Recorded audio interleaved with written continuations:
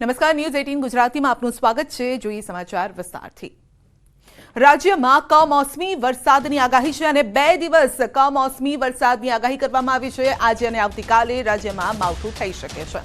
હવામાન વિભાગે કરી છે માવઠાની આગાહી. આજે તાપી, વલસાડમાં થઈ શકે છે માવઠું. બનાસકાંઠા, સાબરકાંઠામાં પણ થઈ શકે છે માવઠું. તો સૌરાષ્ટ્રમાં દ્વારકા, મોરબી, પોરબંદરમાં પણ માવઠાની આગાહી કરવામાં આવી છે. રાજકોટ, જૂનાગઢ, ગીર સોમનાથ, કચ્છમાં પણ માવઠાની આગાહી છે. સામાન્ય વરસાદ ત્યાં પણ થઈ શકે છે.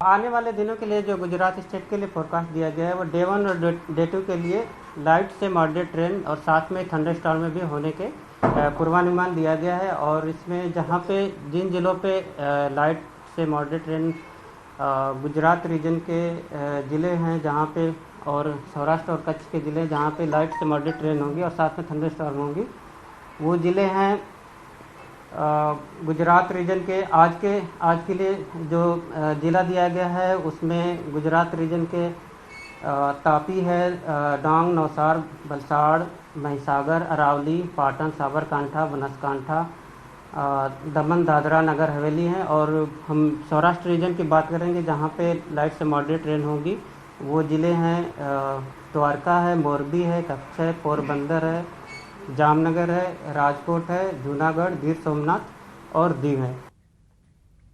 તો આવતીકાલે પણ કમોસમી વરસાદની આગાહી છે. ઉત્તર ગુજરાતના જિલ્લાઓમાં થઈ શકે છે માવઠું. વડોદરા, છોટા ઉદેપુરમાં માવઠાની શક્યતા છે. મોરબી, સુરેન્દ્રનગર, રાજકોટમાં પણ માવઠું થઈ શકે છે અને કચ્છમાં સામાન્યથી મધ્યમ વરસાદની આગાહી પણ કરવામાં આવી છે.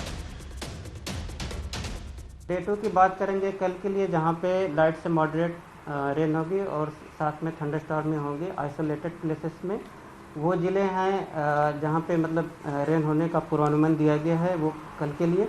वो ज़िले हैं बड़ोदरा है, छोटा उदयपुर है और सौराष्ट्र रीजन के लिए कच्छ है, मोरबी, सुरेंद्रनगर, राजकोट, बोटा, अमरेली, भावनगर और जो नॉर्थ गुजरात के हैं वो सारे ज़िले कल के लिए खबर हैं जिसमें लाइट से मॉडरेट थंडरस्टॉर्म होंगे। कल के लिए जो फोरकास्ट दिया गया है उसमें अहमदाबाद और गांधीनगर में लाइट से मॉडरेट रेनफॉल होगी और साथ में थंडरस्टॉर्म भी होंगे। તો હવે એ પણ જાણી લો કે કયા કયા વિસ્તારમાં માવઠાની શક્યતા છે. ખાસ કરીને જો આજની વાત કરીએ તો આજે વરસાદ ક્યાં ક્યાં થઈ શકે છે. ગુજરાતનો આ મેપ છે અને મેપમાં જે આપ જોઈ શકો છો કે ઉત્તરથી લઈ અને દક્ષિણ સુધી આગાહી છે. કચ્છથી લઈ અને સૌરાષ્ટ્રનો કોસ્ટલ વિસ્તાર છે ત્યાં આ આગાહી કરવામાં આવી છે. અને આજનો જે વરસાદ છે તો બનાસકાંઠા, સાબરકાંઠા, અરવલ્લી, મહીસાગર, દાહોદ, તાપી, નવસારી, વલસાડ, દમણ, દાદરા, નગર હવેલી, આ સાથે જ પાટણ, કચ્છ, મોરબી, જામનગર, દેવભૂમિ, દ્વારકા, પોરબંદર, રાજકોટ, જૂનાગઢ અને ગીર સોમનાથમાં આ શક્યતા છે. જો કે આના પહેલા જ કેટલાક વિસ્તારોમાં વરસાદ પણ થઈ ચૂક્યો છે. આ વાત થઈ આજની. હવે આવતીકાલે કયા વિસ્તારમાં વરસાદ થઈ શકે છે અને જો આપનો વિસ્તાર છે અને ખેડૂત છો આપ તો આપનો પાક જો વાઢીને રાખ્યો છે તો યોગ્ય જગ્યાએ મૂકી દેજો, નહીતર પછી કહેતા નહીં કે પછી પાક બરબાદ થઈ ગયો. કારણ કે બનાસકાંઠા, સાબરકાંઠા, અરવલ્લી, પાટણ, કચ્છ, મોરબી, સુરેન્દ્રનગર, બોટાદ, રાજકોટ, ભાવનગર, અમરેલી, ગીર સોમનાથ, વડોદરા અને છોટા ઉદેપુરમાં આવતીકાલે વરસાદની આગાહી કરવામાં આવી છે. તો કમોસમી આ વરસાદ છે જે ખેડૂતો પર આફત બનીને વરસી શકે છે. આગળ વધીએ. સુરતમાં રોગચાળો વકર્યો છે. સચિનમાં ઝાડા ઉલટી બાદ 4 વર્ષીય બાળકીનું મોત થયું છે. એક જ દિવસના ઝાડા ઉલટી બાદ બાળકીનું મોત થયું છે અને પરિવારમાં પણ શોકનો માહોલ છે. પોલીસે મૃતદેહને પોસ્ટમોર્ટમ માટે મોકલ્યો છે.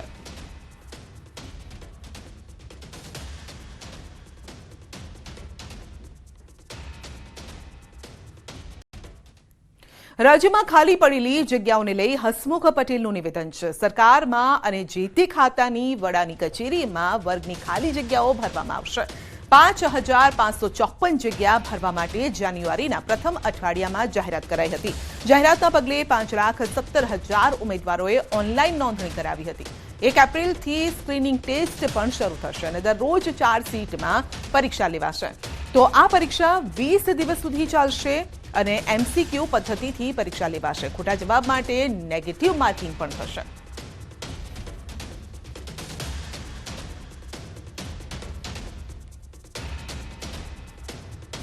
જે ગ્રુપ અને ગ્રુપ બેની 5554 જગ્યાઓ ભરવા માટેની જે ભરતી પ્રક્રિયા છે એની પ્રથમ તબક્કાની પ્રાથમિક પરીક્ષા જેને કહી શકાય કે જે સ્ક્રીનિંગ ટેસ્ટ છે તે ટેસ્ટ જે પરીક્ષા છે કોમ્પ્યુટર બેઝ એક્ઝામ છે તે એપ્રિલ મહિનાની 1લી તારીખથી શરૂ થશે અને આ પરીક્ષા 20 દિવસ સુધી ચાલશે। અમદાવાદ મનપાએ સાબરમતી નદીને પ્રદૂષિત થતી અટકાવવા માટે મહત્વપૂર્ણ નિર્ણય લીધો છે। રૂપિયા 778 કરોડના ખર્ચે વાસણા ખાતે 375 MLDની ક્ષમતાનો સુએઝ ટ્રીટમેન્ટ પ્લાન્ટ બનાવશે અને આ પ્લાન્ટના માધ્યમથી ચોખ્ખું પાણી સાબરમતી નદી અને ફતેવાડી કેનાલમાં છોડાશે। આ પાણીથી અમદાવાદ જિલ્લાના ખેડૂતોને પણ ફાયદો થશે। આ પ્લાન્ટ બનાવવા માટે વર્લ્ડ બેંક કોર્પોરેશનને 3000 કરોડની નાણાકીય સહાય પણ કરશે।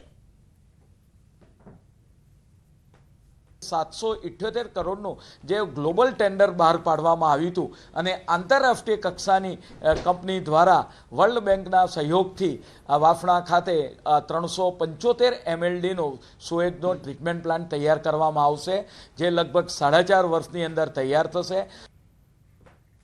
એસટી નિગમે શિવરાત્રીને લઈને વિશેષ તૈયારી કરી છે। શિવરાત્રીના પર્વને લઈ 285 બસ વધારાની દોડાવવામાં આવશે અને ભવનાથના મેળામાં પહોંચવા માટે લોકોને સરળતા રહેશે। આ ઉપરાંત 75 મિની બસ દોડાવવામાં આવશે, જે જૂનાગઢ બસ સ્ટેશનથી ભવનાથ તળેટી જશે। અમદાવાદ, રાજકોટ, ભાવનગર, જામનગર સહિતના ડેપોમાંથી વધારાની બસ દોડાવાશે અને ગત વર્ષની સરખામણીએ શિવરાત્રીના મેળામાં 40% પેસેન્જર વધવાનો પણ અંદાજ એસટી વિભાગને છે। ચાલુ શિવરાત્રીમાં ગુજરાત એસટી દ્વારા 75 જેટલી મિની બસો જૂનાગઢ બસ સ્ટેશનથી ભવનાથ તળેટી સુધીનું આયોજન છે। એ આવકમાં પણ 40% જેટલો વધારાનો અંદાજ કર્યો છે આ વખતની સિઝન જોતા।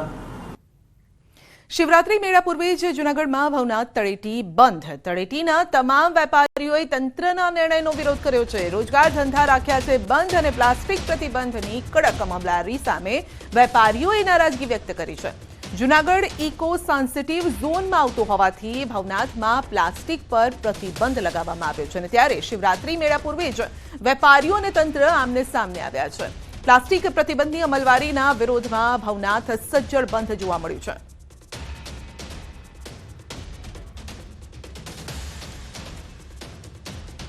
આજે અમે બધા ભેગા થઈને એક સંમેલન કર્યું છે કે સરકારશ્રીને અમારું નમ્ર અપીલ છે કે જે આ વસ્તુ છે અમે પ્લાસ્ટિક પણ અમે પણ પ્રતિબંધ જ કરીએ છીએ, જો કે અમે જબલા દેતા નથી અને અમે પ્લાસ્ટિકની એવી કોઈ પણ વસ્તુ પણ એવા વેચતા નથી, પણ જે વસ્તુ ઉપરથી પેકિંગ થઈ ગયેલી આવે છે તે ખોલીને વેચીએ તો એ માલ બગડી શકે છે અને અત્યારે આ તાત્કાલિક નોટિસના કારણે જે લોકોએ લાખોનો માલ ભરી લીધો છે મેળામાં દર વર્ષે ભરતા હોય તે લોકો પ્લાસ્ટિક સાથે માલ ભર્યો હોય તે લોકોનું શું?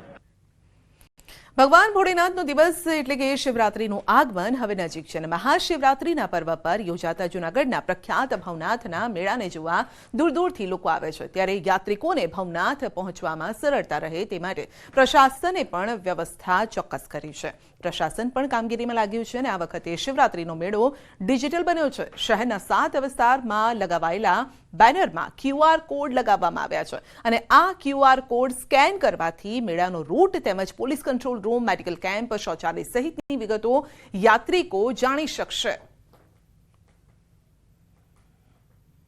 આપણે યાત્રિકોની સગવડતા માટે જે બીજી તૈયારીઓ તો ઘણી બધી કરી છે, પણ સાથોસાથ આપણે એમને ટૂંકમાં ટોટલી એના ગિરનારની આજુબાજુમાં જે રૂટોમાંથી સરળતાથી એમને જે જવાનો રસ્તો છે ત્યાંથી એમને ઉતારો તરફ જે ઉતારા રાખ્યા છે, ત્યાં કોઈ મેડિકલ કેમ્પ છે તો એ તરફ, દર્શનના જે જુદા જુદા સ્થળો છે ત્યાં જવા માટે, ગિરનાર તરફ એમને જે જગ્યાએથી પ્રવેશવાનું છે એ દરેક વિગતો આપણે QR કોડમાં લઈ લીધી છે।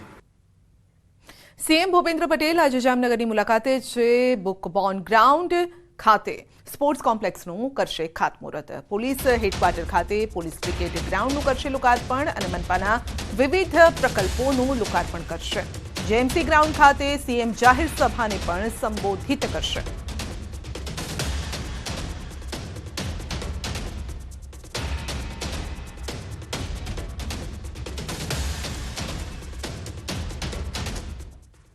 બોટાદ નગરપાલિકાના ચીફ ઓફિસર પર હુમલો થયો છે. આમ આદમી પાર્ટીના શહેર પ્રમુખ સહિત મહિલાઓના ટોળા સામે ચીફ ઓફિસરે ફરિયાદ નોંધાવી છે.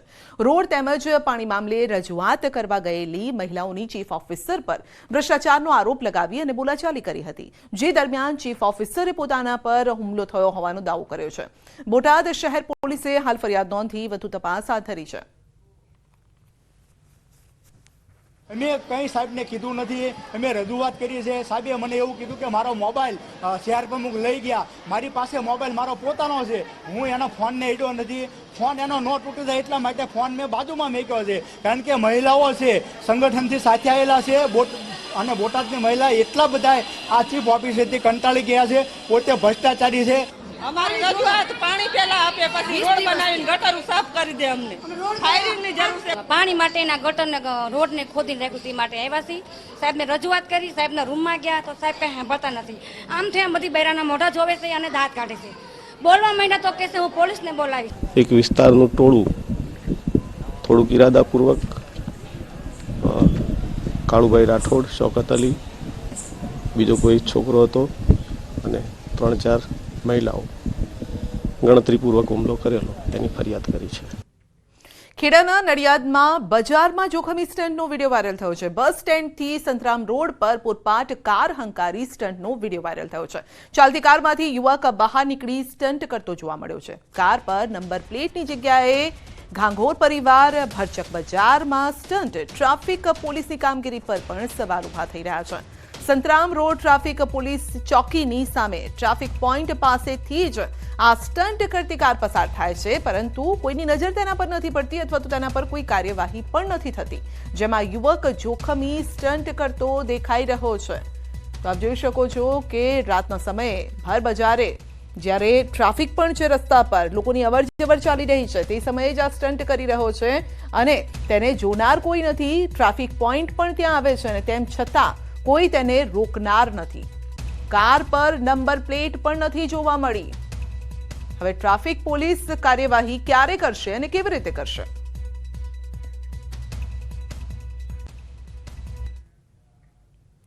સુરતના ઉધનામાં અસામાજિક તત્વોનો આતંક. ઉધના વિસ્તારમાં સલીમ જનખારની ગેંગે કહેર મચાવ્યો છે.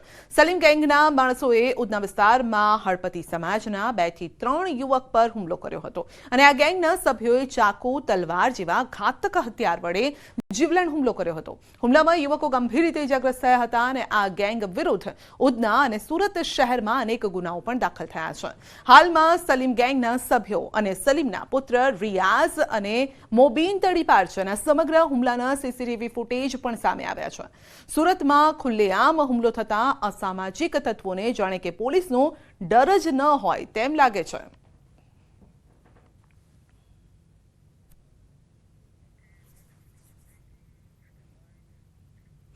તો રાજકોટમાં અકસ્માતનો બનાવ બન્યો છે જે સીસીટીવીમાં કેદ થયો છે. સહકાર રોડ ત્રિશુલ ચોકમાં બન્યો છે આ બનાવ અને પૂરપાટ ઝડપે આવતી કારે ગુમાવ્યો છે કાબુ. કારની ટક્કરથી 2 વિદ્યાર્થી પણ ઘાયલ થયા છે, જ્યારે કે એક વૃદ્ધનું સારવાર દરમિયાન મોત નીપજ્યું છે. પોલીસે આરોપીની અટકાયત કરી છે. પૂરપાટ દોડતી કારે બાઇક અને રાહદારીને ટક્કર મારી.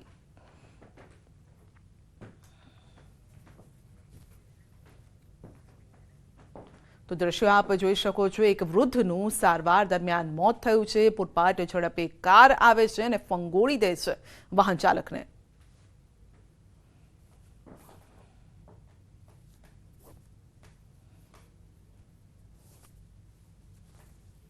ઈજા થયેલી છે, જેમાં એક કુમકુમબેન કરીને છે જે ગાર્ડી કોલેજમાં અભ્યાસ કરે છે અને અહીંયા વાહનની રાહ જોઈને બેઠા હતા. તો ટૂંકમાં એક વોકરવાળા નલિનભાઈ દત્તુભાઈ સિદ્ધપુરાનું ઉડાડતા એનું ડેથ થયેલ છે. ગાડીનો નંબર મળી ગયેલ છે અને એના પરથી આરોપી કોણ છે અને ગાડી કોની છે તેની શોધખોળ હાલમાં ચાલુ છે.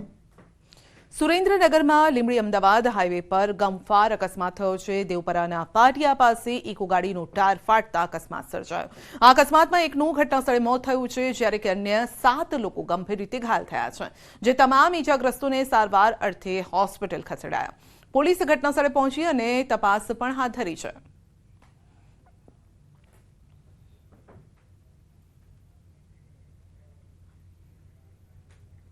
નવસારીના સિસોદરા પાસે સ્કૂલ વાન પલટી ખાઈ ગઈ. સિસોદરા કન્યા શાળાની વાન પલટી ખાઈ ગઈ. સ્કૂલ વાનમાં 10 વિદ્યાર્થીનીઓ હતી અને વાન પલટી જતા એકને સામાન્ય ઈજા થઈ છે. વાનનું એક્સેલ તૂટવાના કારણે અચાનક તે પલટી ખાઈ ગઈ.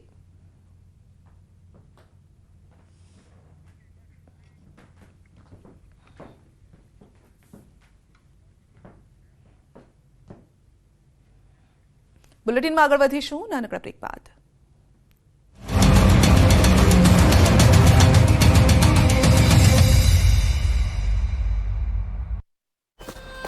ની ટીમ જામનગરને આંગણે મોટો અવસર યોજવા જઈ રહ્યો છે. રિલાયન્સ ઇન્ડસ્ટ્રીઝના ચેરમેન મુકેશ અંબાણીના સૌથી નાના પુત્ર અનંત અંબાણી અને ઉદ્યોગપતિ વિરેન મર્ચન્ટની પુત્રી રાધિકા મર્ચન્ટના ગુજરાતના જામનગરમાં પ્રી વેડિંગ અવસરનું આયોજન છે. આ સેલિબ્રેશનની તડામાર તૈયારીઓને આખરી ઓપ અપાઈ રહ્યો છે. આ ફંક્શનમાં ભારતીય અને વિદેશી કલાકારોના પરફોર્મન્સ સાથે રમઝટ બોલાવશે. ત્યારે ગતરોજ જાણીતી ઇન્ટરનેશનલ આર્ટિસ્ટ રિહાનાની ટીમ પણ જામનગર આવી પહોંચી. આપને જણાવી દઈએ કે રિહાના પ્રી વેડિંગ સેલિબ્રેશનમાં પણ પરફોર્મન્સ કરશે. અનંત અંબાણી અને રાધિકા મર્ચન્ટની પ્રી વેડિંગ સેરેમનીમાં રિહાના ઉપરાંત જાદુગર ડેવિડ બ્લેઇન અને અરિજીત સિંહ, અજય અતુલ અને દિલજીત દોસાંજ સહિતના ભારતીય સિંગર્સ પણ સ્ટેજ પર ધૂમ મચાવતા જોવા મળશે. ઉલ્લેખનીય છે કે આગામી 1 થી 3 માર્ચ દરમિયાન અનંત અને રાધિકાના પ્રી વેડિંગ ફંક્શન ચાલશે.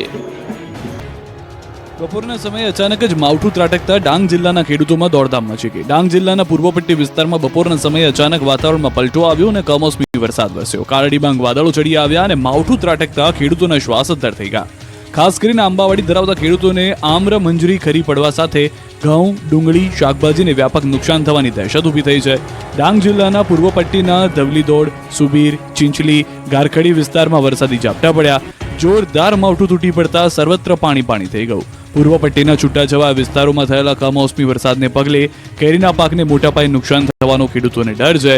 આ ઉપરાંત ખેતરમાં ઘઉં, ડુંગળી સહિતના પાકને પણ કમોસમી વરસાદથી નુકસાન પહોંચી શકે છે.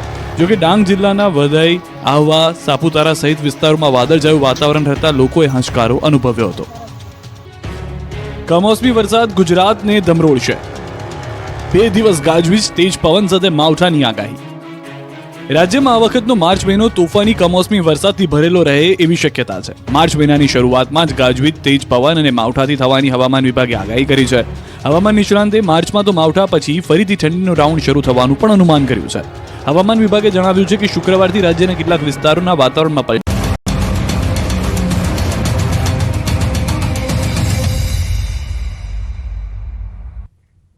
શહેરમાં કેન્સરના દર્દીઓનું મનોબળ વધારવા માટે અનોખો પ્રયાસ કરવામાં આવ્યો છે. અમોર ડિઝાઇનિંગ ઇન્સ્ટિટ્યૂટના વિદ્યાર્થીઓ દ્વારા કેન્સર સર્વાઇવર્સને મોડેલ બનાવી અને તેઓની સાથે જ ફેશન શો યોજવામાં આવ્યો. નારાયણા હોસ્પિટલમાં સારવાર લઈ રહેલા કેન્સરના દર્દીઓ ઉત્સાહની સાથે આ કાર્યક્રમમાં જોડાયા હતા અને 40 જેટલા ડિઝાઇન ક્ષેત્રના વિદ્યાર્થીઓ અને નારાયણા હોસ્પિટલના તબીબો પણ આ કાર્યક્રમમાં હાજર રહ્યા અને તમામ કેન્સરના દર્દીઓમાં જીવનને લઈ નવી આશા અને સકારાત્મકતા આવે તે ઉદ્દેશની સાથે આયોજન થયું.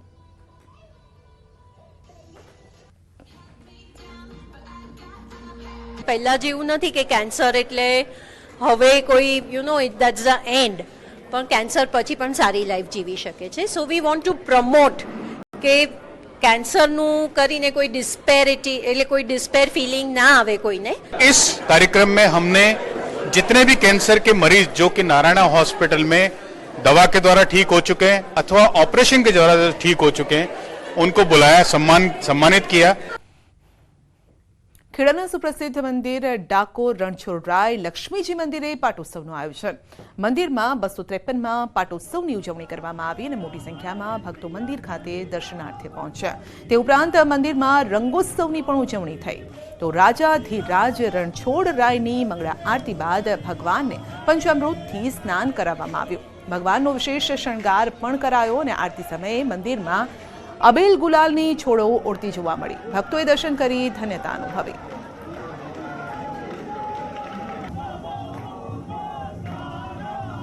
ભગવાનને આ નિજ મંદિરમાં આયા 252 વર્ષ પૂર્ણ થયા. 253માં પાટોત્સવ આજરોજ ઉજવાઈ રહ્યો છે. ભગવાનને સવારથી મંગળા આરતીથી માંડીને અત્યારે શણગાર જે ધરાવવામાં આવ્યો ખૂબ જ અલૌકિક શણગાર છે કે 253ના વર્ષની અંદર પ્રવેશ થયો છે અને પાટોત્સવ છે અને વિશેષ શૃંગારના સીધા આવતાવે દર્શન થયા. ખૂબ રાજીપો. હોળી પહેલાનો જે રંગોત્સવ છે એનો પણ અહીં સીધે સીધો લાભ મળ્યો છે. આજના દિવસે શ્રીજી મહારાજ આ જ રણછોડરાયજીનું જે સ્થિત મંદિર છે તેમાં બિરાજમાન થયેલ છે અને 252 વર્ષ પૂર્ણ કરી 253મા વર્ષનો આજનો પાટોત્સવની ઉજવણી આજે થઈ રહી છે. ભક્તો દર્શન કરી ખૂબ આનંદ વિભોર બને છે. નાગપુરના ફેમસ ડોલીભાઈની ચા માઇક્રોસોફ્ટના સહસંસ્થાપક અને અબજો રૂપિયાના માલિક બિલ ગેટ્સે પીધી હતી. નાગપુરમાં ચાની ટપરી ચલાવતા ફેમસ ડોલીભાઈને ત્યાં જઈ અને બિલ ગેટ્સે એક કપ ચા માંગી. રજનીકાંત સ્ટાઇલમાં ચા બનાવતા ડોલીભાઈનો અબજોપતિ બિલ ગેટ્સે પોતે ઇન્સ્ટાગ્રામ પર તે વિડીયો પણ શેર કર્યો છે.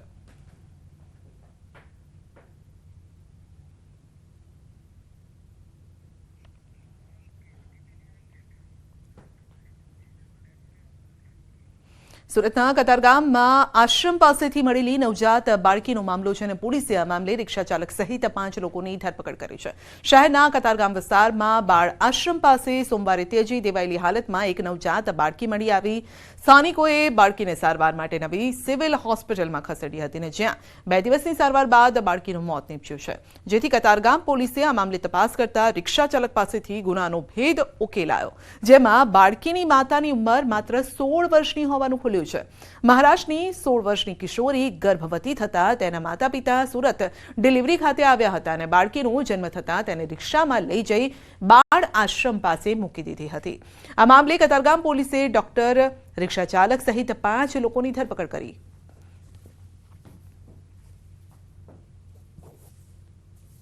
ડિલિવરી એક પ્રાઇવેટ નર્સિંગમાં કરાવ્યા બાદ છોકરીના જન્મ થયા પછી એક રિક્ષાવાળાને હાયર કરી અને એને અનાથ આશ્રમના દરવાજા પાસે આ લોકોએ મૂકેલા હતા. તો હાલમાં એ છોકરીના માતા પિતા, રિક્ષાવાળો તથા જે જગ્યાએ ડિલિવરી કરવામાં આવેલી છે તે ડૉક્ટર અને ડૉક્ટરની જોડે એક નર્સ પણ હતી, એ લોકોની અત્યારે પૂછપરછ ચાલુ છે અને પછી કાયદેસરની કાર્યવાહી અટક કરીને કરવામાં આવશે. અમદાવાદમાં શાહીબાગ પોલીસ સ્ટેશન ખાતે નોંધાયેલા હત્યાના ગુનાનો આરોપી ઝડપાયો છે. શાહીબાગ વિસ્તારમાં ગોવાજીના છાપરામાં આવેલા જોગણી માતાના મંદિર પાસે અંગત અદાવતમાં રિતિક નામના યુવકની હત્યા કરવામાં આવી હતી અને આ ગુનામાં પોલીસે 5 આરોપીઓની ધરપકડ કરી હતી. પરંતુ આ હત્યાનો મુખ્ય આરોપી મનીષ મીણા હત્યા બાદ ફરાર થયો. પોલીસે ટેકનિકલ એનાલિસિસ તથા 500થી પણ વધુ મોબાઈલના ડેટા સર્ચ કરી પોલીસ આરોપી સુધી પહોંચી. આરોપી મનીષ મીણા છેલ્લા 3 વર્ષથી પોલીસ પકડથી દૂર હતો. અમદાવાદ ઝોન 4ની ટીમને આરોપી મનીષ મીણા મુંબઈમાં હોવાની માહિતી મળી. પોલીસની 3 ટીમો મુંબઈ પહોંચી અને જ્યાં મુંબઈના બોરીવલીમાંથી પોલીસે આરોપીની ધરપકડ કરી. આરોપી મૂળ રાજસ્થાનનો રહેવાસી હોવાનું ખુલ્યું છે અને પોલીસે આરોપીને અમદાવાદ લાવી આગળની કાર્યવાહી હાથ ધરી છે.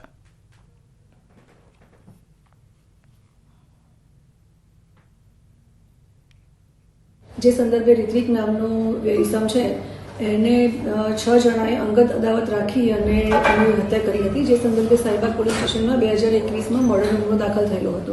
2 દિવસના અંતે ટીમને સફળતા મળી અને આજે મનીષ મીણા છે એ પોતે ત્યાં બોરીવલીમાં કાપડનો ધંધો કરતો હતો નાનો મોટો, ત્યાંથી અમે એને અટક કર્યો છે. વડોદરાના કરાલીપુરામાં મકાન ધરાશાયી થયું છે. મકાન ધરાશાયી થતાં એકનું મોત થયું છે. 2 લોકો કાટમાળ નીચે દટાયા છે. એકનું મોત થયું છે અને પોલીસે ઘટના સ્થળે પહોંચી તપાસ શરૂ કરી છે. ઈજાગ્રસ્ત હાલ સારવાર હેઠળ છે. વડોદરાથી આ દ્રશ્ય સામે આવ્યા છે. કરાલીપુરામાં મકાન ધરાશાયી થયું અને એકનું મોત થયું છે.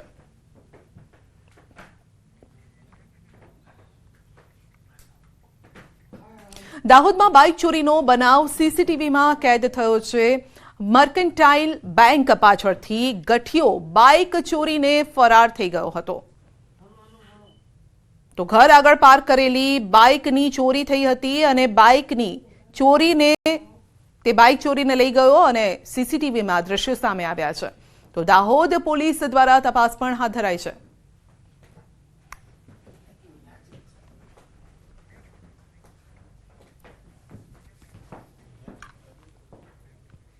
બુલેટિનમાં અત્યારે બસ આટલું જ. રજા આપશો. નમસ્કાર.